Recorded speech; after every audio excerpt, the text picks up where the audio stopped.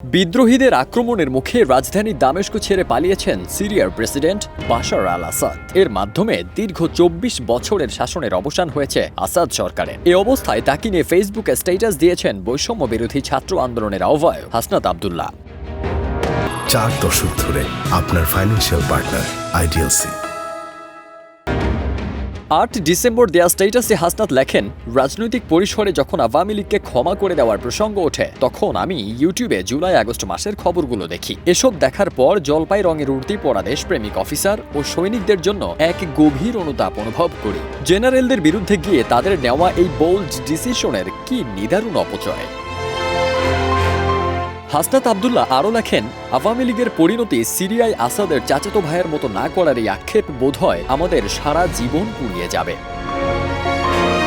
প্রসঙ্গত, বাশার আল আসাদ ২০০০ সাল থেকে সিরিয়ায় ক্ষমতায় ছিলেন। এর আগে তার বাবা হাফেজ আল আসাদ ২৯ বছর দেশটি শাসন করেছিলেন। তবে ২০১১ সালে প্রেসিডেন্ট বাশার আল আসাদের বিরুদ্ধে ব্যাপক বিক্ষোভ শুরু হলে বিক্ষোভকারীদের দমনে কঠোর অবস্থান নেন তিনি। এতে বিক্ষোভকারীরা সশস্ত্র বিদ্রোহ করে তোলেন, ফলে দেশটিতে শুরু হয় গৃহযুদ্ধ।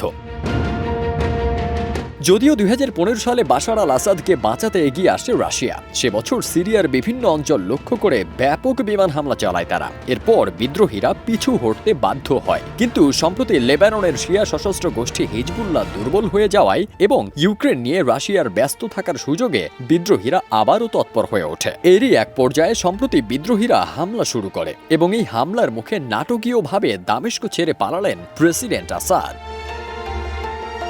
ফারদিন সানি, দেশ রূপান্তর।